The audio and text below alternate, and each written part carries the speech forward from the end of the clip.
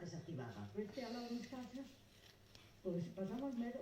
Isto é uma barbaridade, a xente levou un susto moi grande, moi grande. As casas tan cerquiña das casas non daban abasto, el aquí e lá, porque rodeou prácticamente o pueblo. Entonces pasan uns ratos terribles, porque claro, o lume é algo que te sientes indefenso. Encima, pois bueno, andaban os helicópteros, bueno, non faltou a verdad, servicio, vimos que houve moita atención. Gracias a todos que fixeron un bo traballo.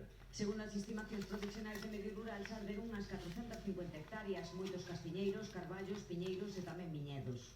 Chegar aquí ao pueblo, eu teño unha viña aquí que está, por a viña está moi queimada. O desastre máis grande que ocorreu uns castaños. O castaño foi un desastre, un desastre. Foi intencionado, xente que non pensa o que fai.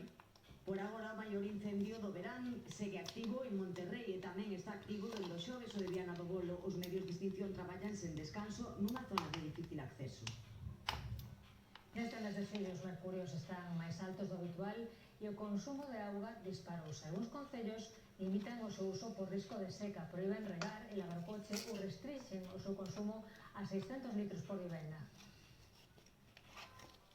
O mes de xullo está a ser moi caluroso e iso xa está a repercutir no consumo de auga, que está a ser máis alto do habitual.